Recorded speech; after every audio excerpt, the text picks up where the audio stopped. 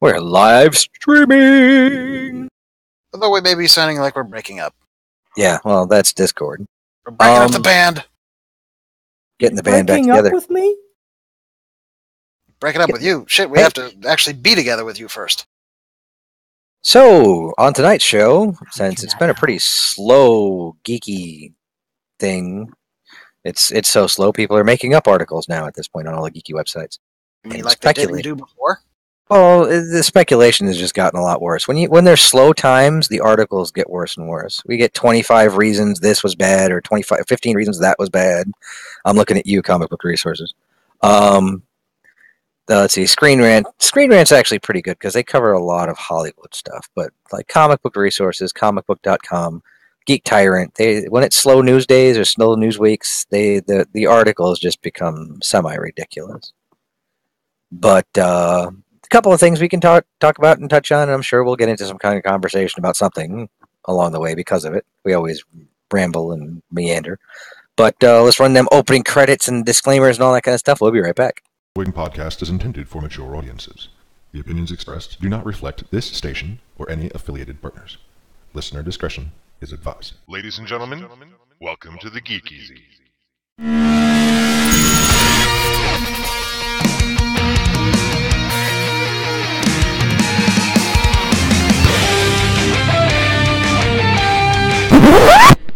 Just talking? Well, what's the show about? It's about nothing.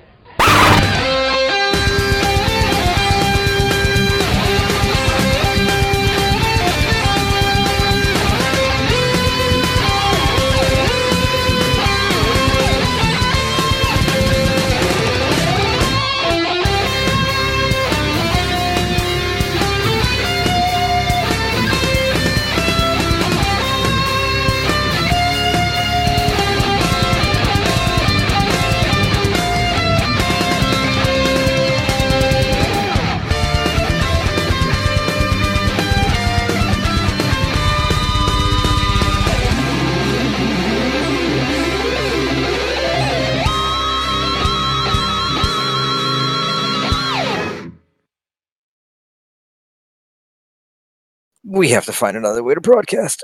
Actually, it sounded just fine on the other end, man. Did it really? Oh, yeah, it sounded perfect. Okay, good, because I know for me it sounded like crap in here. In here, it's not been sounding great, but out there, because I unmuted it, sounded great. Awesome. Okay, well, let's see. The biggest news within the geek world, one of the bigger geeks out there, had a heart attack. Well, and it was near fatal heart attack because had he ignored it, and his friends were smart to call an ambulance and have him shipped off to the hospital, Kevin Smith would have died. And I actually watched his video from the hospital when he was talking about it, and it shook him up. Obviously, it would. And he explained what happened, that he had a full blockage in his LAD artery, which is, they call it the Widowmaker, because when that thing clogs up, you die. Went through surgery for that. They went up and put a stent in and stuff, and he's doing okay right now. Had to cancel some shows. He was supposed to direct the season finale of The Goldbergs, but that got put off. They had to find somebody else because the doctors told him he needs to take a week and convalesce. Yeah, the crazy thing is this is a man who's lost a significant amount of weight, and yet here he is. Yeah. Well, it just goes to show you got to watch your cholesterols and stuff. I mean, he's only 2 years older than me, and I mean, I just had my cholesterol checked and stuff, and amazingly, it is according to them low, but it could be because of the diet that I put myself on. So you got to watch what you eat and stuff as you get older. We're not immortal. So, but there was a little uproar because Kevin Smith had the heart attack, and Chris Pratt, who is, by all shapes and sizes of it, I guess, he's a Christian, and he's told people this before. He's not embarrassed by it. I've seen him talk about it before. He sent out a thoughts and prayers, and I do believe he actually meant he said a prayer for Kevin Smith, to which Twitter and the internet lost their freaking minds. They attacked Chris Pratt to the point where they called it, it's ridiculous, and they put it right up in there with the thoughts and prayers that go out all over Facebook and Twitter whenever something horrible happens in remote areas of the world or school shootings and things like this. And James Gunn came in defense of Chris Pratt and Kevin Smith himself. Said, hey, I mean, come on, the guy was wishing me well and offered me his thoughts and let me know he was thinking about me, and you guys attack him for it. So that's not right. It's completely unnecessary because they're not the same things at all. It's the equivalent of, you have a coworker who suddenly, got seriously injured or hurt or whatever, because that's pretty much what they are. They're in the same industry. They're practically coworkers, even if they've never worked directly with each other. And if your coworker gets injured and you don't have any, issues with them, you're going to be like, oh, well, you're going to say, nice things to them, hope he'll get better, etc., etc. That makes sense and is normal and is just being, a compassionate human being. Well, I mean, now we've talked about this off the air. We've had these philosophical and quite stuff like that. You guys know that I do believe in God. And well, I'm not going to get into that discussion. I don't care. How dare you? Exactly. But I mean, there have been times in my life where someone close to me was in something, and yes, I whispered a prayer, and I was like, okay. And I said what I felt needed to be said. I'm not saying everybody has to do that. And this is what Chris Pratt did. I really do believe that's what he did. And he let Kevin Smith know, and people attacked him for it. And it was like, really? It wasn't cool. No. I mean, if it was one of you guys, I'd do the same thing, and I would tell you guys. I'd say, hey, saying a prayer for you, and I want to let you know that I'm thinking about you. I'll have all my Twitter followers attack you. There you go. But either way, I've got like what? How many are not bots? Yeah, I laugh when the bots get deleted because my Twitter followers go up and down by close to 50 a week. Up and down, up and down. I mean, I stay I'm above 300, and I know those are all real people. And I actually picked up quite a few that amazed me recently, and I was like, hey, check this out. Look who's following me. I got editors from newspapers and other audio broadcasters and stuff that started following me, which is kind of cool because, I mean, maybe they heard about us through here or they listened to us or something. I don't know. But maybe they're like, why did that Fox station block those guys? We got to check this out. Dude, that was years ago. I know we're really small. It's taken a long time for the news to get out. Yeah, but I mean, it's Twitter. Twitter. I recently have noticed how much of an echo chamber it really is. It really can be. Yes, it really can be. I mean, especially when people start. I mean, and what's really sad is an echo chamber for both political sides and for other. I mean, it's just really. It's like a cesspool at times. It really is. Because I have to sift through all the crap to get to the stuff I want to see, like the comic book stuff and from other artists, what they're doing and stuff. It's like, hey, Trump this and guns that and Sean Hitt. I was like, I don't care. I don't care. It's like, you know what? You're really cool. And you know, one of the worst ones for that. I hate to say it. And so is Tara Strong. It's like, I love you as a voice actress, but I really don't care what your political views are right now. And I have to sift through the 75 tweets that you've just done in the past 25 minutes. But well, in that case, I mean, it is their platform to speak on, and you know, that's fine. This off the air. I mean, it's their platform. They want to speak their mind, and they have that right to do so. That's fair. Granted. But also granted, we really don't care. But again, there will be people who do. So, and there obviously, but I mean, it really is. I mean, I stay off of Twitter recently. I mean, I've been on. I go on. I'll throw in some jokes or I'll say funny things on Twitter, and that's what I do on Twitter. And that's how I pick up followers. I've noticed because someone will retweet something I said or responded to with a humorous thing, and all of a sudden I've got 2 or 3 new followers. And then I have to apologize to the people who just followed me. I was like, I'm not on here a lot, and when I do, I'm not always this entertaining. But yeah, it's like Facebook is for old people. Twitter has become just an echo chamber. We need a new social media website. Good luck with that. Yeah. It requires more capital than we have. That's true. It really does. Let's construct additional pylons. Yes, and if you're wondering what's up with Alistair, well... I'm an old man. He had a wild night, and one thing led to another. The atomic bomb was dropped on Hiroshima, and Alistair's losing his voice. Yeah, he forgot to drink from the Fountain of Eternal Youth again. He chose poorly. So you're not going to be hearing much out of me. We'll get him excited. We'll say something, and then we'll have him come on and sound like a 75-year-old man.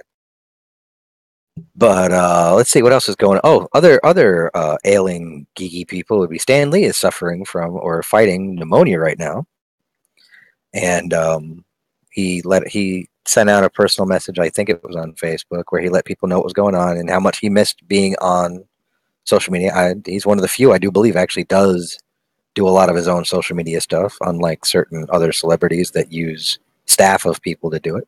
I don't know who you're referring to. Sorry. Who Takei, Shatner, quite a few others. But the where was I going with this? Oh, but he wanted to let everybody know he was okay. But like a double whammy for him, he got robbed of $1.4 million right from his accounts, from what it looks like. So someone who had access to Stanley's money stole $1.4 million and then tried to buy a condo for $300,000. Like, no one would catch that. Yeah, well, I mean, no. Well, I just stole $1.4 million from Stanley. Let me forge a check with his name and buy this condo. That's what they did. Really? Yes. A forged check was used to purchase. Yeah, so stupid. Some people just don't think things out sometimes, I wonder. It was Badger, wasn't it? Damn it, they're on to me. Oh, He's over here, guys. He's over here. Alistair, there's someone on your lawn. Get off of my lawn! I would love to talk Star Wars Rebels, but Tank has not seen anything from this season yet, and the season's just about over. Yeah, next week will be the season finale. Series finale, yes. 90-minute series. I tried. Actually, I went to the Disney XD site, and it's like, you can watch videos here. And where are they? Nowhere there. Well, you have to have a cable subscription to watch them there. Yes, and I hate that particular requirement. Yeah, it's kind of stupid. They need to find a way around that. But, or maybe just not require it. Yeah. That would be the best thing. It's like, it's stupid. You don't need it. It's not I mean, necessary. if you're showing commercials and you put it to where ad blocks can't block your commercials, they do have ways of doing that. And if you're going to show commercials throughout it, which they do anyway, then make it a commercial thing. So it's like, okay, just like it was on the air. And that's also the fact that, I mean, do you have cable? You need to prove it. I'm using cable internet. What more do you need? Are you paying for our TV package? I don't want the TV package. I don't need the TV package. I don't need 75 ESPN channels, thank you. Also, unrelated. We have Firefly in the chat. He's bringing up a future topic, so we'll be ready for that. But future topic, Wreck-It Ralph. Interesting thing is, and Tank's going to be getting his copy of the book on Saturday, anyways. But Fantasy Flight just released its new billion source book for the tabletop games. Yeah, it's not a core rule book. It's officially listed as a era source book. Which era? Rebellion. Pretty much Rebels up to... Actually, yeah. Start of Rebels up to end of Rogue One. I was going to say probably to at least almost the Battle of Yavin, because Edge of the Empire goes from after the Battle of Yavin. As a side note, I'm not sure about its comments that it has certain skills that are not in any of the core rule books. When I literally opened up one of the core rule books and found the exact skill it said it didn't have. I think that might have been a typo. It may have been a typo. But it actually found something interesting in it when I was looking through it the other day. It actually happens to have a foreword in it from Filoni. He's a bad, bad man. But he is announcing another series soon. I just like this one line in the foreword. Just try not to get the ghost blown up. It would make the crew here on Rebels pretty sad. But if you do destroy the ghost, make sure it goes down fighting. Hera wouldn't have it any other way. I shouldn't really talk much, but I want to say one thing about what happened on Rebels. Tank not watching it be damned because it's his own fault. No, not really. Ahsoka lives! Yes, Ahsoka lives. Yeah. And it also introduced a new element to the Star Wars lore that has never been touched on before. Not necessarily. What do you mean, not necessarily? Flow walking. Yep, that's basically it's been made re-canon again. It changed the. It's not an exact replication of flow walking because flow walking was just the ability to look into the past and see it rather clearly, but the ability to deal with time is not new. But now it's Star Wars. Canon Star Wars. That it has been set in stone and it's not only the past. Yeah, about that set in stone thing. We've Yeah, heard that that's before. true. We have heard that before. But I mean, there was past and future, which I thought was awesome. And I have to go back and watch it again just to catch all the things I missed, because there's so much being in the background being said and overheard that I was like, what am I missing? What am I missing? Because I mean, there was stuff all the way up until The Last Jedi, which was really cool. That was, if you watched Rebels Recon, Filoni said that he wanted to do something that basically tied Rebels and the entire Star Wars universe together. And he did it. It was a very interesting that the imagery and stuff that was used and all that kind of stuff. It's like, oh, wow, check it out. Past, future, present. It's all right here.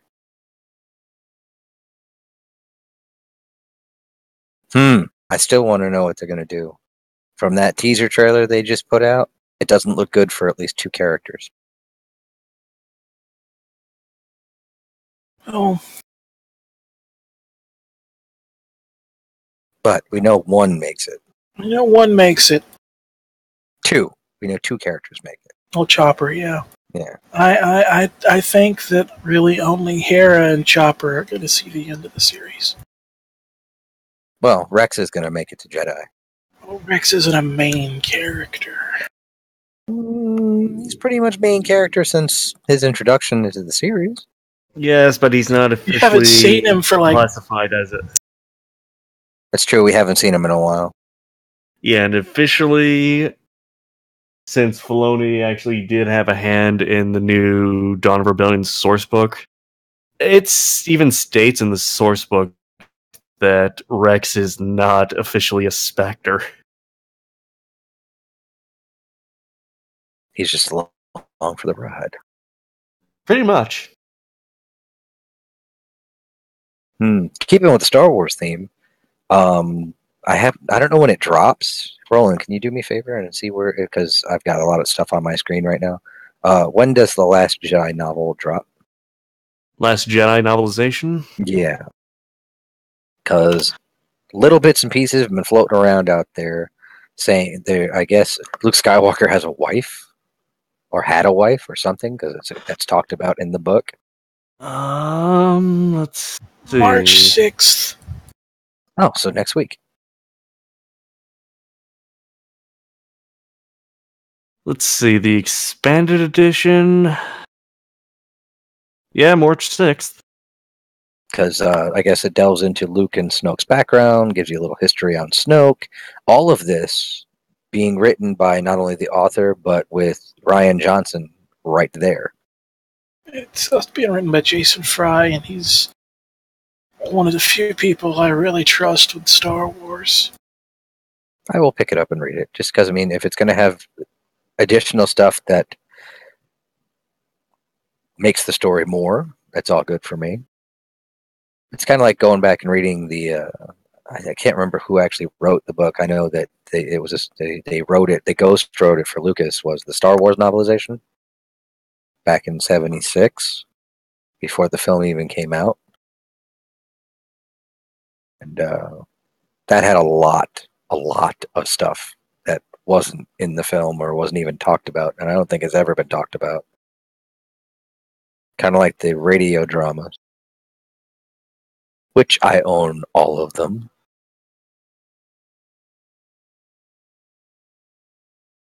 They're good. They're good. But there's that, so. And that's all the Star Wars news we got. No Marvel news aside from Agents of S.H.I.E.L.D. coming back on Friday. Well, that and everyone's favorite. Actually, supposedly, because they don't know if they're going to be renewed, the season finale of Agents of S.H.I.E.L.D. is being produced as though it's a series finale. So they're going to try to wrap it up as best they can without... Yeah. Well, I did watch The Punisher. I finally got to watch The Punisher all the way through. And while it was a good show, I don't know. I don't know if it knew what it wanted to be. It could have been cut down to 6 episodes and it would have been much better. There's a lot of filler that was not necessary. I didn't have any major issues with it. The thing that I did consider a weakness of it, though, is like, yeah, you see exactly who's going to be the villain, because they've done this trick several times now. Well, I mean, if you're a fan of the book, you knew who the villain was going to be anyway. And I have read the Punisher books, which is why I was just like, this doesn't feel like any of the Punisher books I've ever read. Because they're not doing just a Punisher book. They're actually, there's an awful lot of this. I mean, I love the subplot about it. That I think that really gave it some extra strength to it, because it is an issue. The PTSD? Yeah, the PTSD from the guy who came back from Afghanistan, and frankly, that is Frank Castle. He is a walking, talking example of PTSD gone bad. He really is. He really is. And it's, again, I mean, Bernenthal just rocks that role. I mean, did such a good job. But I mean, it was predictable in certain areas. It was, I think, in the whole side story with the kid, the Wilson kid, seemed to drag on a little bit. I was like, oh, okay. But the supporting cast was good. I loved Curtis, the guy with the leg who got beaten with his own leg. Yeah, that's just embarrassing. I mean, and the setup they have for Jigsaw coming in season 2, we'll get more into the comics, I would think. I mean, it wasn't bad. It's still better than Iron Fist. Come on. Nothing.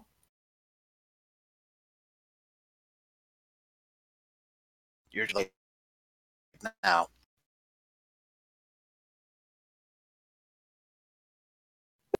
How we love you. He might.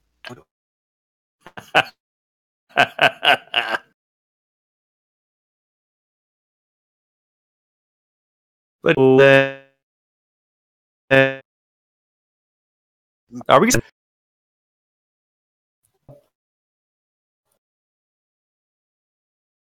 You're the It's a only one. thing.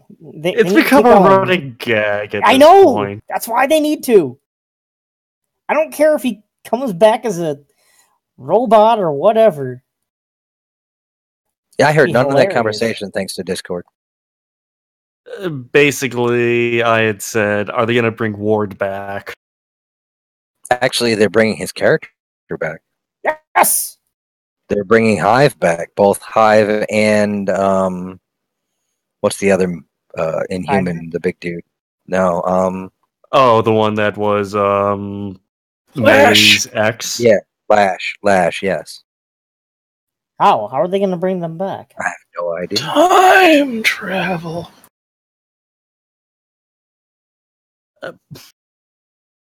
Old man Have- Alistair over here.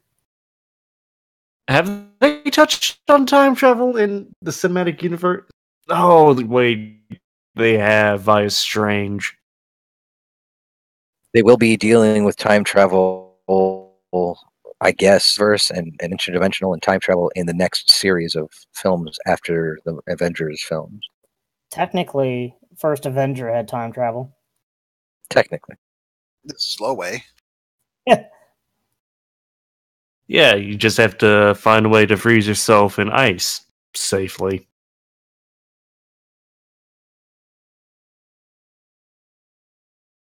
Jessica Jones comes out next week, doesn't it? 2 weeks from now. Yep. I'm kind of looking No, forward that to was Friday. Is it Friday? I think Friday. No, they drop on Friday. Good. Good. I'm on vacation starting today.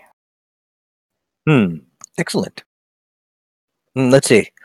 Since we're talking Marvel, let's stay in the Disney realm and all that kind of stuff. I got to watch Coco finally, and I would give that film Pixar. It's one of Pixar's best or better. It's definitely earns its PG rating. It's not for it. There are themes in there that would probably make parents raise eyebrows as to, oh, I thought this was a kids movie, but I mean, I wouldn't mind my 6-year-old kids watching it. They don't want to. They think the skeletons were freaky, but it's the whole talking skeleton thing and Land of the Dead thing. It's an interesting concept, and it's pretty heartwarming at times, and they hit all the emotional buttons they're supposed to. So it's a pretty good film. I liked it.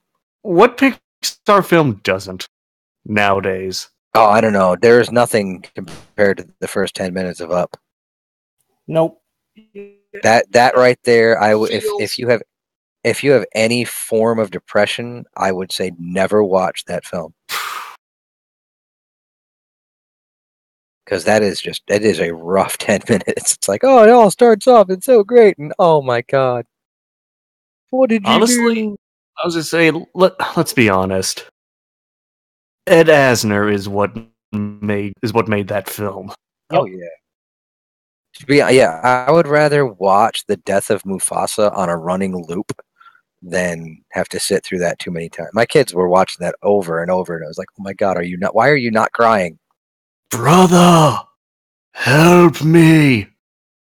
It should be scary when they actually laugh at all the scenes.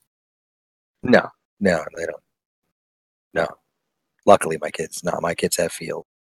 Actually, I was going to say, what was Up rated? PG-13? PG. No, it was PG. Or PG, that's what I mean, yeah. Most of Pixar's have been PG. I don't think Pixar has put out a G-rated film. Cars, Nemo. No, they were PG. You sure? The first Cars might be G.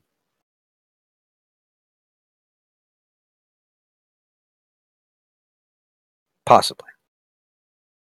And then Adam still has nightmares of seagulls just screaming. Mine.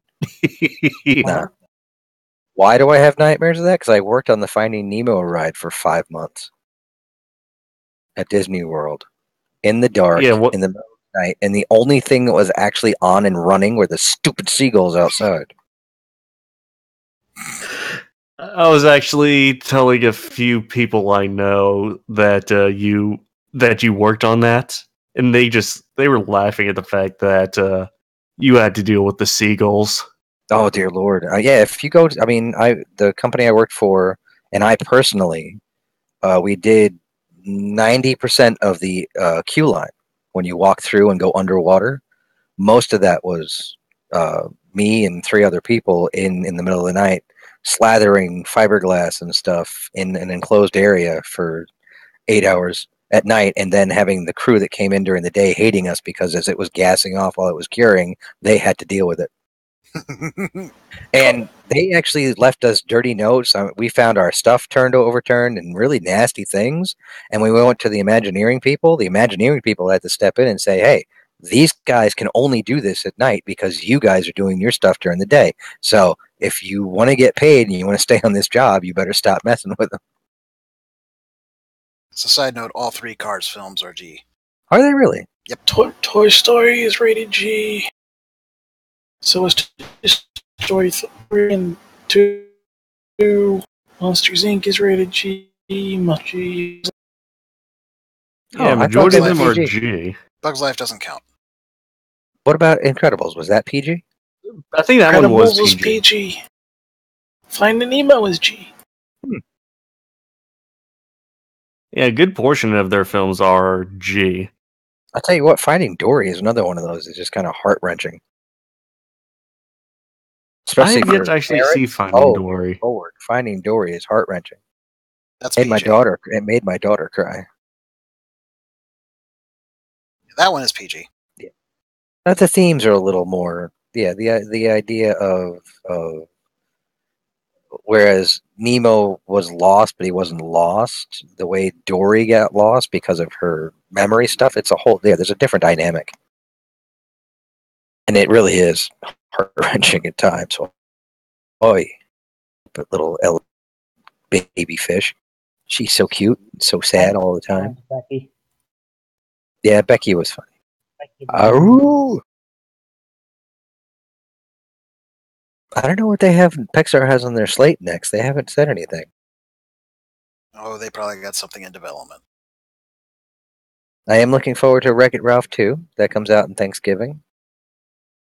Because Adam wants to wreck things. It's just the first one was a really good movie. It was. I know. I loved the first film. I never saw it. Dude, it is. You've never seen Wreck-It Ralph? Nope. You I should know see about it. I haven't watched it though. Why are you so annoying? Not you, Badger, but Actually, yes, you too, Badger. John C. Reilly. Was it? Is it C. John? Oh, Whatever. jeez, you just channeled It's Don. John C. Never do that Reilly. again. John C. Reilly? Yeah, all right. And I never realized how much he sounds like Kermit the Frog and the other guys with the voices like that. Yeah, we got to stop the show real briefly. Badger, never channel Don again. Don't do it. Don't do it. You seriously channeled Don. Why? What I did you didn't say? speak. Yeah, I was just Yes, saying. you Just, did. No, it I was didn't. just saying. Yeah, just because Badger channeled Dawn, I'm afraid I'm gonna have to step away because it was that terrifying. I didn't hear. I missed it. I've spent way too much time, Ron. I'm one of Don's longest running friends.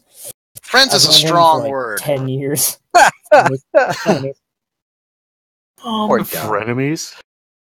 While Poor we're on the subject of Disney and everything, as we know, the buyout of Fox's stuff hasn't been approved yet. True. So Fox is still moving forward with movies. They still Some of have which. they're going to make a Silver Surfer movie, and they're going to make a Doctor Doom movie. They're making a Kitty Pryde movie. That's the one X-Men movie that no one asked for. Would you rather have it been Jubilation Lee? I don't know. Kitty Pryde in the comics is a pretty interesting character. No one wanted a Gambit film. Yeah, and they I still did. don't. But in regards to that buyout, Comcast is not happy. Why? Oh, because they won't be the biggest anymore? Well, one, Comcast tried to buy what Disney's trying to buy, and Comcast offered more money, and Fox said no and went with Disney. So now, Comcast is trying to screw over the deal by buying out from under Fox part of the deal. Because Murdoch is attempting to get more stock in Sky, so they can sell that off to Disney as part of the deal. So Comcast is putting in a bid to buy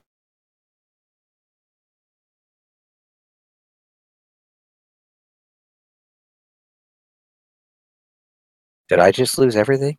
Nope, he just stopped. No. No, okay. you just lost him. But Comcast is trying to buy out Fox's international portion, which is Sky TV and everything related to that. Interesting. I didn't realize that Warner Brothers was up for sale. Or was What are they never up for sale? well, I just saw something in passing that if it does go through and Warner Brothers is sold, DC might be sold separately, which would be really interesting to watch Disney swoop in and grab them too. Yeah, I was gonna say, just you watch Disney. The mouse is gonna buy the bat. Do you know how quickly I would run to a movie theater if they could put Batman and Captain America in the same movie? Amalgam, or however it was pronounced back then. Yeah. An official. Yeah, you're pretty much a brand series. Yes. That's gonna be all done in house type of thing. Oh, That would be also amazingly worrisome. nah. Just get Jason Momoa to continue playing Aquaman, and we're good. Good No. things are being said about that movie. I And cannot wait. He really does well with that role, but no, I mean it would be very, very worrying if they did sell off DC and Marvel suddenly owns both of the big two. That's, I mean, I don't know how much more monopoly can you get. That's true. I honestly don't think Disney would swoop in to grab them. I could see Paramount or somebody coming in and grabbing them, or one of the other companies, or the big entertainment companies, because now that there are films being made and there's money to be made there that way. Because I mean, Warner Brothers doesn't just do movies. Warner Brothers does publishing and all that other stuff, and television and stuff. So. I was gonna say, Paramount doesn't have any superhero films, do they? No, they did. Paramount was the distributor for the first 4 or 5 films of Marvel's. Iron Man, let's say, well, Universal did Hulk. Iron Man 1, 2, Thor, and Captain America were all put out under the Paramount distributing. Yeah, but that's just distribution. Yeah, but they still have their name on it. And still, they didn't actually produce it. That's what I'm getting at. No, I think that came straight from Marvel itself. They did it. Yeah, Iron Man was Marvel's its flagship Marvel Studios production. Distributed by Paramount. Yeah. But Firefly is kind of bringing us back here. He's mentioning some Wreck-It Ralph Nightmare Fuel. Turbo, finding out that when he acquired all the advantages of a Cybug body, it came with one severe downside. And he hasn't yet said what that downside... Oh, there he goes. And when this kicks in, he is completely aware of what is happening and unable to stop himself. What, the light thing? See, I'm wondering if that's where he's leading towards. Or the fact that he wants to eat a pile of poop? I think it was chocolate, man. Let's have candy! I mean, it is Sugar Rush. It's not... Yeah, that's true. I don't know. I don't know what you would call the opposite of that. If it's not Sugar Rush, it's not... A salt downer? I don't know. I don't know either. It's Sugar Rush and Craptastic. Sodium Downer. Craptastic. This was a great movie. It really Even was. if it was so full of product placement, it wasn't funny. Oh, sure, but still, the fact that they managed to get all those companies to go along was surprising in and of There's itself. going to be more in the second one. Yes, I remember hearing about that. Now I think, they what was it? dropped the trailer. Yeah, Mario is going to be in it, and a few other characters that have, I mean, because once the first one came out and people saw that, I mean, the other companies were like, whoa, because, I mean, when Sega allowed Sonic to be in it, I'm pretty sure that was Nintendo's one little eye opener and said, oh man, that could have been Mario. But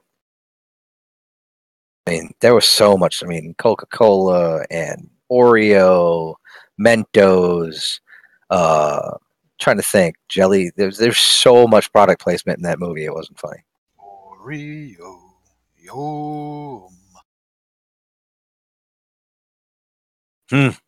Yeah, and I think here's another interesting thing on that. Since you mentioned crossovers earlier, if Captain America and Batman were actually under the same umbrella thing. You've got Wreck-It Ralph, which in the U.S. really kind of, I guess, opened those eyes to for the studios to say, hey, this crossover thing actually isn't maybe not such a bad deal. Now we have Ready Player One coming out, which has it even in a more massive a way. Yes.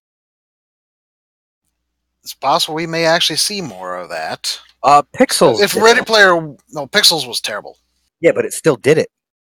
Yeah, it did still do it. Not that we want to count it, but it did it. But what I'm getting is we may see it. If Ready Player One does really well, then there's a good chance there'll be more. The funny thing is, though, in the U.S., it's kind of a new thing. Over in Japan, they've been doing it for years. Of course, their copyright laws are a little different, and licensing laws are different, I guess. They have no problems doing that kind of crossover promotion with each other. What, like within film and television? Yeah, I mean, like, you'll have crossover animes and crossover games where Optimus Prime is literally fighting alongside Snake Eyes. Well, maybe not Snake Eyes, but is fighting alongside a Gundam and Goku from Dragon Ball Z. I'd watch it. Pretty cool. I'd watch it. I mean, I can't think of the game Roland would if he hadn't run away. Sounds like a Michael Bay wet dream. Well, Square Enix right now for Final Fantasy 15, they're going to be doing a promotion where you get a Half-Life costume in Final Fantasy 15. Well, Square Enix recently did a thing with Ubisoft, also with Final Fantasy 15 and Assassin's Creed Origins, where they kind of had a small little crossover with the two games, which was kind of cool. Can you describe what you were talking about again, Tank? Maybe I'll know it. Optimus alongside a Gundam. I mean, there was a lot of shows that they crossed over together in a single game. It's kind of like an All-Stars type game, but I honestly don't recall what the hell it was called.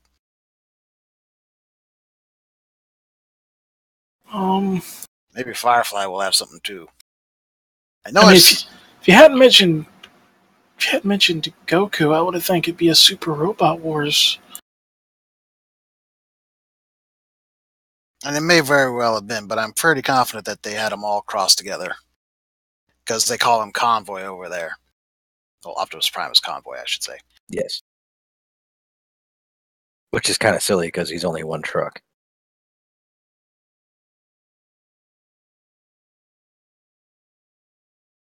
Oh, did Michael Bay finally give up on the Transformers movie? Is he still planning on doing more? One can I hope. don't think it's a case that they've been giving up. I think he's just been moved on, or he's being forced to move on, and they're rebooting them. Oh, and then with all his Avatar movies that no one really cares about anymore. I think what I think they should do for Transformers, do Beast Wars. What they should do with Transformers? Don't make any more Transformers films. No. Beast Wars was good. I like Transformers. I do. I don't. You know what? If you're gonna do it, and I mean, because nostalgia is a big thing, and people there are younger generations getting into the G1 stuff and all that kind of stuff. No, I'm talking go back old school. Go back to the originals and just make new ones of those. Don't reboot it. Just keep going. Continue. Yeah. I mean, they brought Optimus back, and then the series just died here in the States. It went on in Japan for another 3 seasons, but...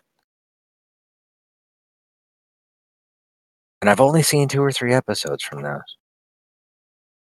Because my Japanese isn't that good, and they weren't dubbed, and they weren't subtitled. So Probably I got, like, find fan subs now. I'm sure I could.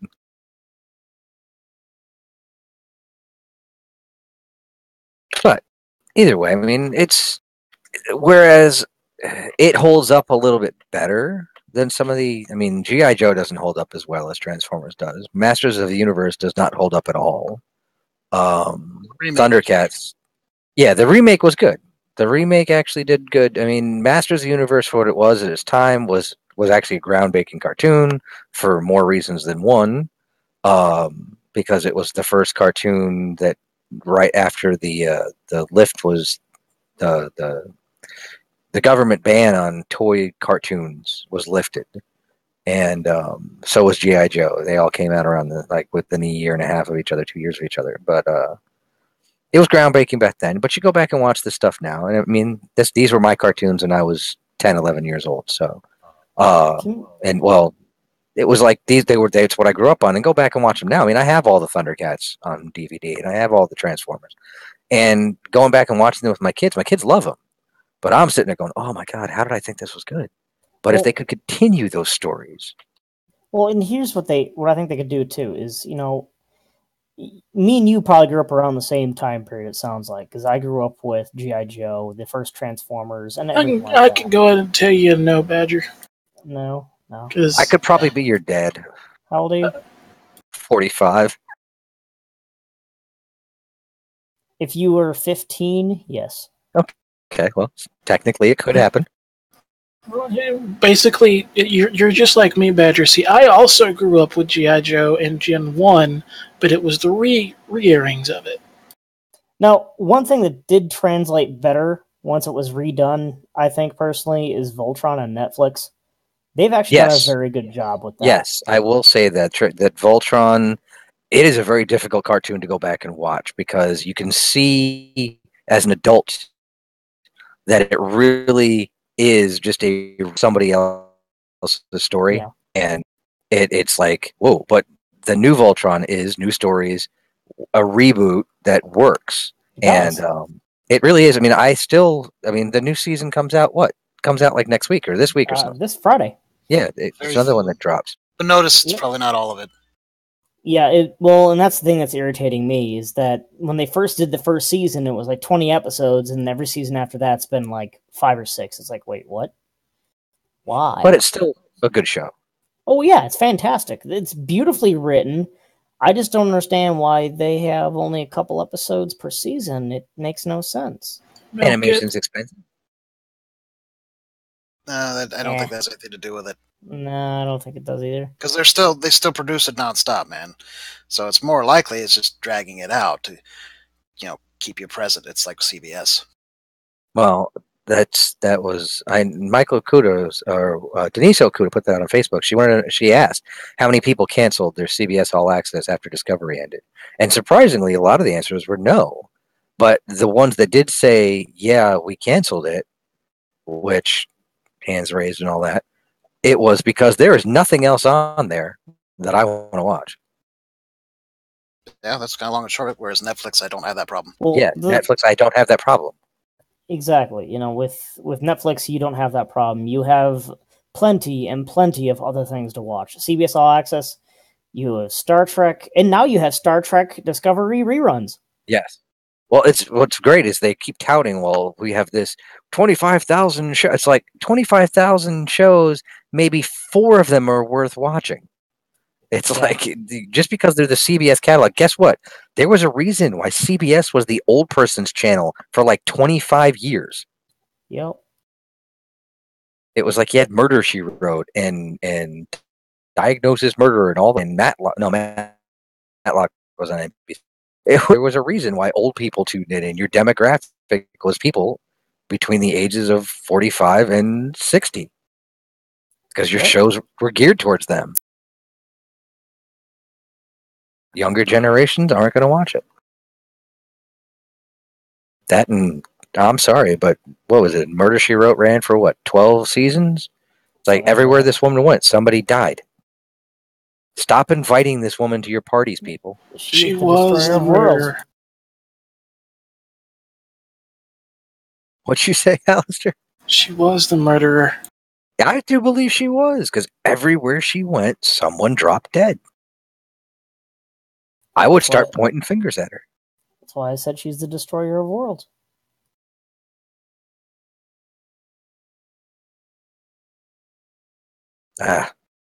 But yeah, CBS, it's like Netflix and even Hulu. It's like I don't have a Hulu thing. I've been thinking about getting one, but it was like they've got other stuff out there.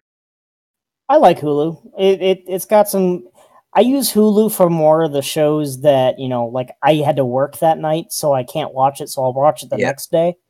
That's what I use Hulu for. Netflix I use for, their original content or something I haven't watched in a long time, which would be DS9, watching that a seventh time in a row. But besides that, Hulu has Stargate, which is fantastic, which that's the reason why I got it, because I want to rewatch Stargate again. I'm pretty sure that's the reason why my mother got Hulu too. She's a good woman. Oh, she is an SG-1 fanatic. Good. Oh yeah, I myself, while I could watch the show and I enjoyed it, I was not like it was not one of my must-watch shows all the time. And I mean, my mom was, did you watch it? I was like, no, Mom, I was working. Did you see it? Did you see it? I was like, no, I don't watch Stargate like that. And then I would do the same thing with her with Farscape. And she's like, I don't watch Farscape. I was like, how can you not watch Farscape? Like the greatest sci-fi show on the air right now. Nope, SG-1 is. Well, we're going to argue about that one. I just like the puppets. John Crichton. It was a good show. Was such a good show. The fact they had to theme. It did, and despite the fact they had to condense pretty much an entire season into a made-for-TV movie, Peacekeeper Wars was a good movie. Yeah, I mean we lost Dargo, but spoiler alert! Sorry. Now, see,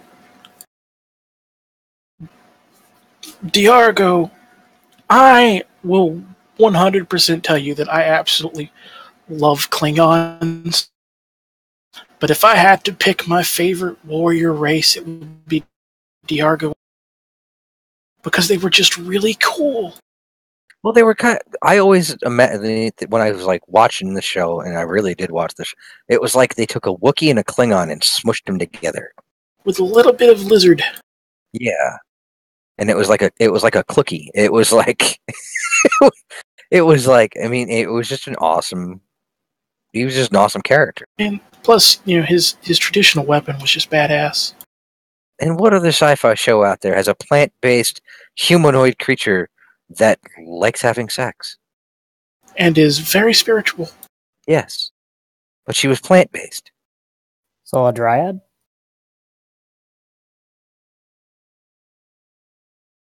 You know what I caught the other day that blew my mind that it was on TV was Andromeda. Andromeda was good for the first few seasons, but it just got really bad at the end. Well, it was a middle of the road show. They had, I think was it MeTV or one of those, Antenna? They had Andromeda, Earth Final Conflict, Hercules, and Xena all in a block. And it was like, oh, all we're missing now is War of the Worlds, which is a horrible show. I mean, I was particularly fond of Andromeda, but I will admit that towards the end it got really blah. The ship made no sense to me, but the actual design of the ship, because it didn't match the interiors whatsoever. None of the ships made sense. None of the names for the ships made sense. Nope. I mean, Siege Perilous, Glorious Heritage, the Andromeda Ascendant. The thing that I used to laugh, I used to make fun of, and still it's a sci-fi trope, is the addition of the apostrophe in names to make them sound alien. D'Argo. Da'an. It's like, how do we write that? Oh, just put an apostrophe in it and she's an alien. It's like, how do you write a Klingon name? Well, Hakalugian, that's your name. Okay, I would like to put a very emphasis on this and look at Mass Effect. Liara T'Sani. But if you want to make an alien-sounding name that sounds like a loogie, I think Badger knows what I'm going to reference. It's a meme from Warframe. He shoots Grockatus. Mm-hmm. Clem. Clem? Yep, Clem. It's the guy that just goes Clem, right? Yep. Yeah. Firefly is He can only say Clem Grakata. Yeah, Firefly's mentioning about funny names. He's like, try Covenant ship and fleet names. Ooh, Covenant ships. I think that's why Star Trek works so well. It's because they just named their ships normally. Let's see. Let's look at some Covenant ship names here. Unyielding Hierophant. That's one for you. Righteous Purpose. Particular Justice. Particular Justice. The Third Glorious Consequence. High Valiant Prudence. Profound Solitude. Furious Redemption. I feel like these names were thrown into a random name generator. Clarity of Faith. I don't think you're wrong there, Badger. Either that or they're Imgur links. Or my personal favorite. This is actually one of my personal favorite ship names from all of Halo. The Long Night of Solace. Those have got to be like, if they're anagrams for something, or if you mix the letters up, it's a foul-sounding word. No, well, the Covenant is a very religious-based organization. They are an amalgamation of various different races based around a single religion. A very flawed religion that would have resulted in the death and destruction of most species in the Milky Way. But yeah, so they're all very religious-sounding names. Except for a few, like Shadow of Intent. I just realized what you sound like, Al. An old man? You could be a Discovery Klingon. Oh, I'm not going to do that. Because I thought it was that I was watching. Which episode was it? Oh, where he talks as Vok through his human body.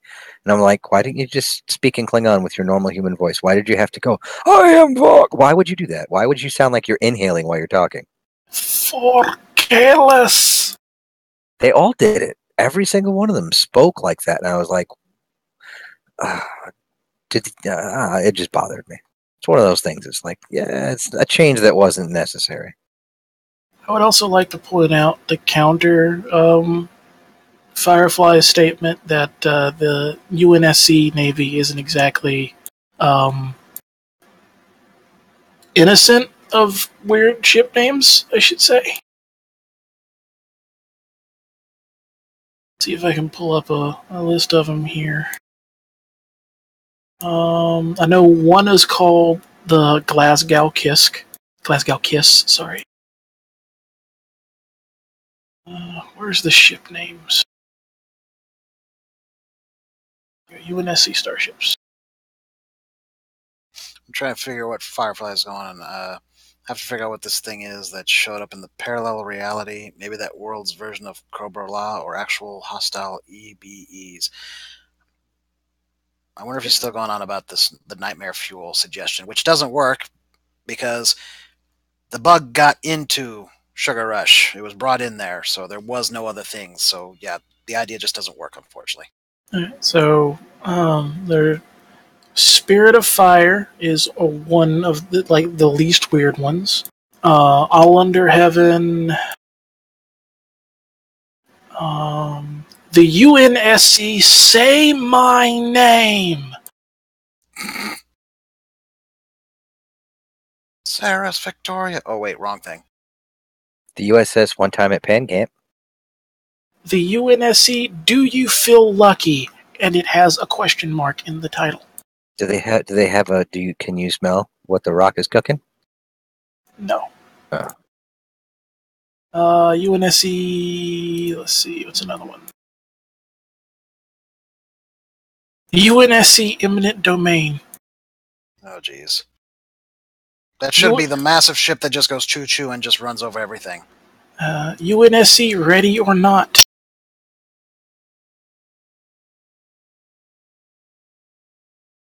UNSC, don't clench.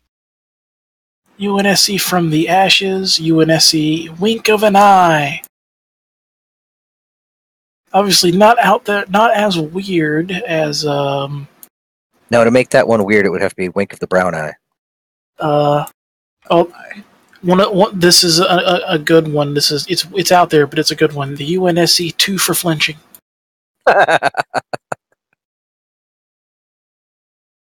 It's not a UNSC ship, but it's one that I've referenced quite a lot. As a matter of fact, I took it as the name of my freighter in Star Trek Online.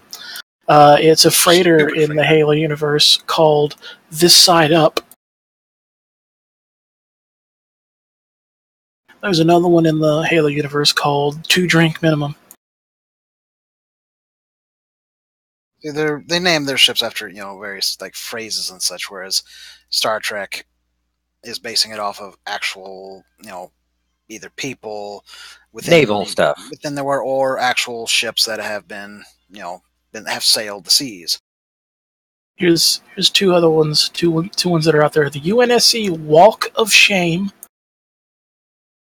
and the UNSC Welcome to the Snipe Hunt.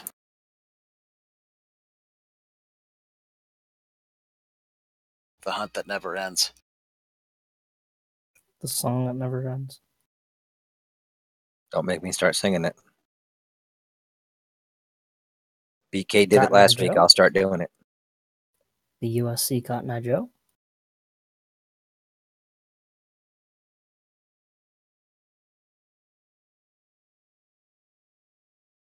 Ambulance. Oh, man. I hate to go back to Star Wars again, but I had no idea until I started reading this article. It would appear that while The Last Jedi crushed quite a few things of or pushed some of old Star Wars away and embracing new Star Wars stuff, they pushed one of the biggest things for the Star Wars saga away. There is no Wilhelm scream in The Last Jedi. Thank God for that. It has been retired. At least from Star Wars. I really feel that's stupid. You need to keep some kind of continuity. People expect that, and it's such a minor thing. Except it was being overused by so many other groups. Yeah. I mean, come on.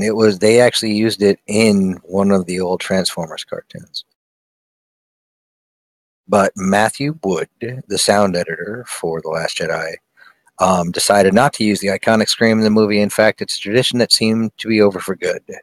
Let's see. His quote: "In this movie, we decided to move from the Wilhelm scream. We're letting the past die," as Kylo Ren says. "We started another scream that we like. It's actually been in this film and Rogue One and some other films that are not Star Wars related, but it's our own little calling card." So now I'm going to have to go back. What it is. He says, he goes, let's see, Wood did not reveal what the new scream was, but instead waiting for fans to figure it out themselves. "I'm sure it will be equally delightful, but for now, Wilhelm's death cry seems a little more mournful." And that comes from my own eye. Yeah, I had read that it was not going to be included anymore, and I'm like, that's okay. I mean, if it had been something that they had just really done in Star Wars, then I'd been upset. But the fact that everybody and their mother was overusing it at this point. Yeah, I mean, it was okay in Indiana Jones. It was okay in Star Wars. But, I mean, it's everywhere. They did use it in Rebels. And I have to say, after watching Rebels for as long as it was, and the Clone Wars, knock on wood, we still have John Williams all the way through the end of Episode 9. They really need to get Kevin Kiner to carry on the tradition because he really understands it. I think him and Giacchino would be a welcome addition to the Star Wars saga, wherever they go, if they're going to for music. I actually saw something the other day. Someone said they wanted to know how long it would take for Disney to wise up and give Filoni access to a full feature-length film. And I'm like, I hope they never do. They released it. Clone Wars movie was released in theaters. Not Clone Wars, you know what I mean. Yeah, just like an because actual movie, Star Wars movie. an actual movie, and I'm like, I hope they never do, because like Clone Wars, the film required the rest of the series to make sense.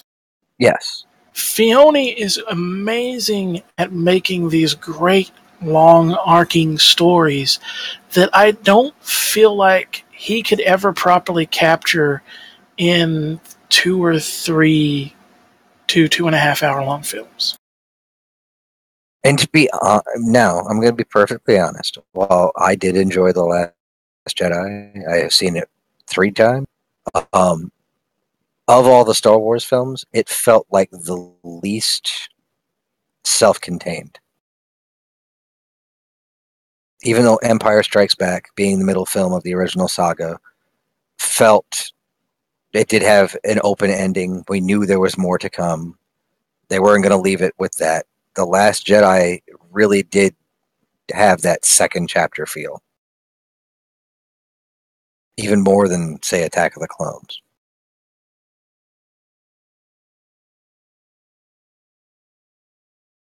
I don't know. It's just different storytelling, I guess. Different methodology involved. Yeah. That being said, I really am looking forward to episode 9. Yes, where they'll finally tell us things, or not tell us things, just to make us even more upset. I will laugh if they do name the film Star Wars Episode 9 from his nap. That's what they really should use that as the working title. That is the secret. From his nap. They don't say Star Wars in it. They keep it top secret. So what movie are you working on? From his nap. Oh, okay. Yeah. I still laugh that people are still complaining that no one said I have a bad feeling about this in The Last Jedi. Well, even though somebody did.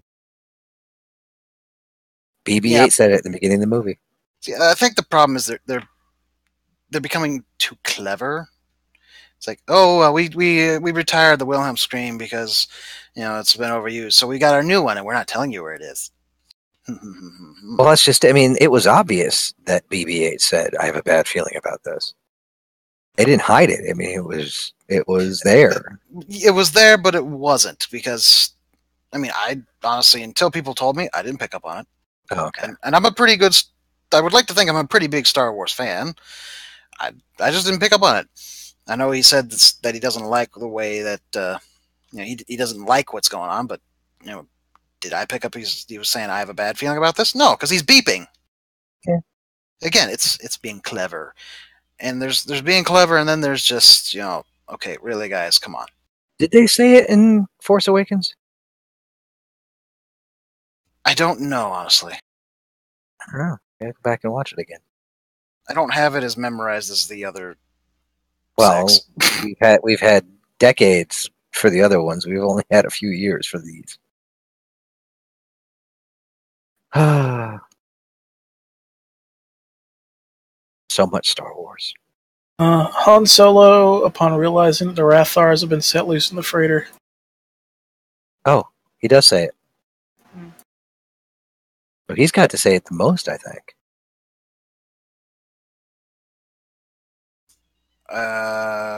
Trying to think how many times has he said it. I think he's only said it twice. Han says it in Force Awakens and A New Hope and Return of the Jedi.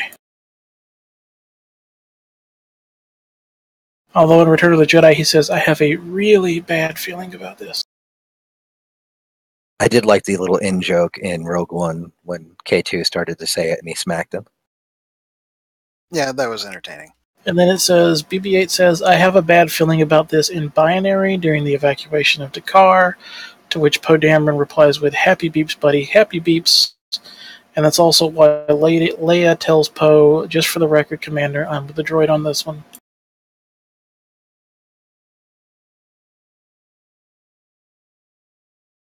I don't know. I got a bad feeling about this.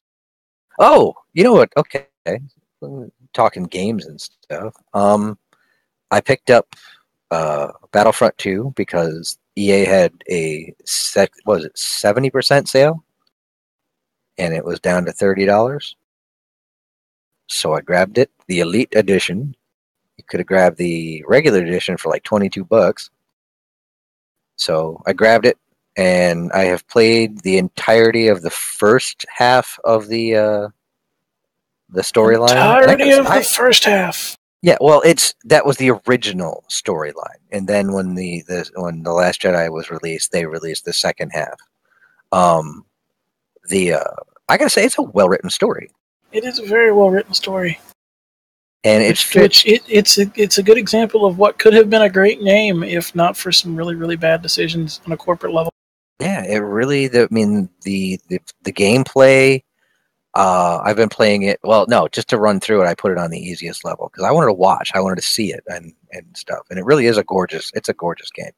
I'll go back and I'll play it on the harder levels. I mean, you just keep coming back. There is no game over. So, I mean, you die, you come back, you die, you come back, and whatever, you finish the game. But the addition of the characters and the way they tie it in to everything. It's just like Rogue One, where they tied it in such a way that it works, and it's a side story. You get to find out all this other stuff. But I like the fact that the second half, the second chapter in Iden Versio's story with her daughter ties in closely with Force Awakens and in Last Jedi, and it's really sweet. That, and you get to shoot stormtroopers and everything else, and you get to fly things that you couldn't fly before in any other game, and you get to see what a souped-up N1 looks like. I never thought I'd say that. A Naboo fighter that's all souped up. It has been retrofitted. Oh, it's a pain in the butt to take down. I'm sitting there firing. I'm flying an X-wing, and I can't take a stupid Naboo fighter down. Dude can take some hits. You're talking about that mission in the expansion. Yeah, in the no, it's in the actual. It's in the story it's the first mission you have to fly in the second expansion. Yeah, the one in the asteroid field. Yeah. Yeah, and holy cow, is that dude difficult to take down? What game? Battlefront 2. Oh, I will say that the EA's dynamic. Battlefront 2. Yeah, EA's Battlefront 2. The shooting, the Starfighter, which I thought when I first played the beta on it, I was like, oh man, I don't know if I like this. It is much. They actually give you reticules and stuff to use that you can lead your target and stuff while firing and stuff, and it's pretty sweet. It's more of a heads up aspect of it on that end. So it's like, oh, instead of chasing somebody down, they show you where you can aim, and it gives you the heads up as aim here, and you'll be able to hit them better. So some of those controls, it's cool. I just need to get a mouse with more buttons. The 4 buttons I have don't work. Or they do, I need more buttons. All the buttons. I need all the buttons. Like I say, I mean, right now it's on sale until I think March 6th. So, I mean, if you haven't picked it up because you didn't want to drop $70 on the game or whatever it was, $80 on the game, it's 30. I think I spent $34 with tax. So, I'll spend $30 for that game. It's a $30 game. It's good. Is it $30 on PSN or no? I'm not sure what it is on there. I mean, I got it for the PC just because I'd rather aim with a mouse.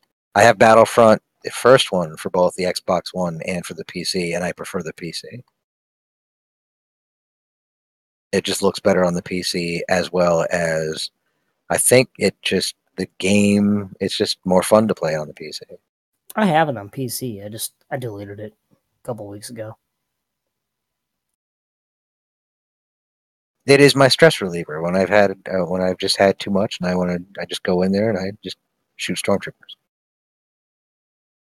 blow things up. I've yet to play multiplayer yet. I will. I'll jump in there, but my gaming handle on EA's the Origin Network is Casual Gaming Noob, and that usually keeps people from messing with me too much. because I'm straight up. I was like, dude, I don't play. I'm not a hardcore gamer like you guys. I don't go in for all this. I just want to have fun. And then there's some idiot that's always using a bot.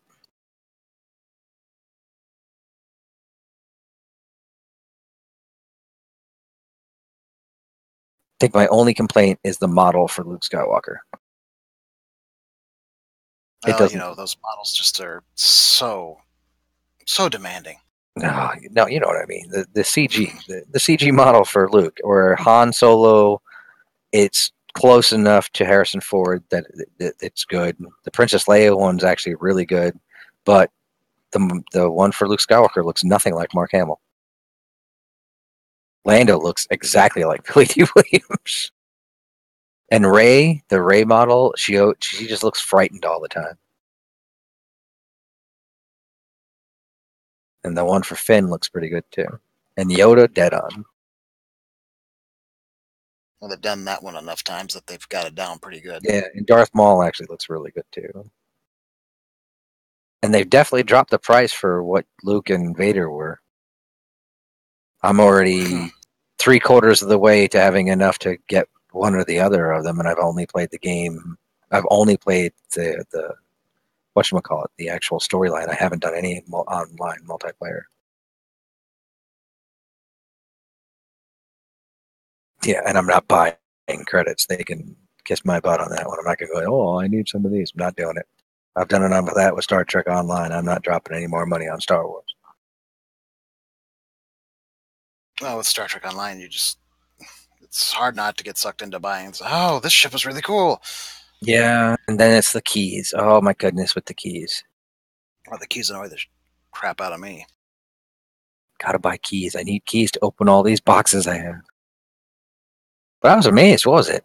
I mean, I went back after opening when you do your initial missions and trainings and stuff, you have like 10 boxes to open in Battlefront 2. And after every mission, I'd go back and I'd have 2 to open. I was like, well, okay, that's cool. They're giving me drop boxes and I've gotten some pretty cool stuff for it. So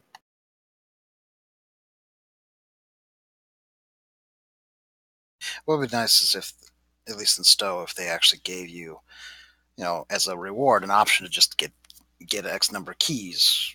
Maybe 3 keys or something like that. that'd be cool. Yeah. Like ones that can't be traded. Yeah. Yeah, you can't trade them off. This is it. You get this many keys. Have fun opening lock boxes. That wouldn't be too hard, right? To bind it to somebody's character? No, they do it all the time. Yeah. So, there's that. Although they apparently did another flash sale. They're doing an awful lot of those of late. There's a flash sale that's going on today, so keys are cheaper. And they're doing the lifetime subscriber sale again, kind of earlier in the year than they usually do. Usually they wait till about, I don't know, summer. There's some concern that maybe Cryptic's having some issues, or there's a push from on high that they need to get more money. More money, more money. Well, I think we've talked on the show before where there's apparently the expectation by Perfect World that Cryptic has to basically cover the expenses for all of North America. Really? Yeah, they can't just cover their expenses. They have to cover the expenses of all of their North America operations. That's ridiculous. It's stupid, yes, if that's true. So one game, and what was it? Wait, no. Are we talking? Now, Cryptic only does Star Trek, right? I don't know off the top of my head. I thought they did Champions. I thought Champions was gone. No, I still see people playing Champions. Well, point being is it doesn't matter what Cryptic is producing. The word is from on high. They have to cover all of Perfect World's divisions in North America, all of those other games. I guess they were making some big bucks at one point, but there's also talk that the console side of things is just collapsed. I have no idea on that. I really have no idea. I have no proof. This is just rumor mill. I freely admit it. So maybe it's true, maybe it's not. But it does make you a little curious when you're seeing these flash sales suddenly dropping kind of frequently. And also, that they started the lifetime subscriber sale a lot sooner than usual. Now, granted, there is an expansion coming sometime this year.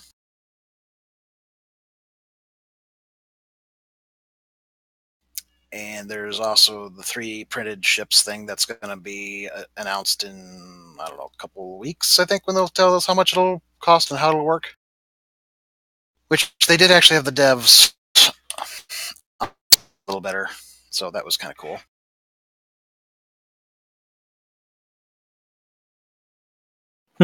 There was some thought that maybe CBS might finally, go over to Perfect World and say, hey, knock it off. But Lucasfilm hasn't done that to EA yet. Yeah, no memes. But yeah, I mean, Lucasfilm hasn't done that to EA yet either, and they've it might be coming. Done a lot worse. It might be coming, but again, we don't know.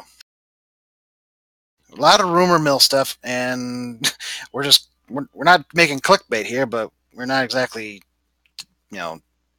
coming up with anything to counter that.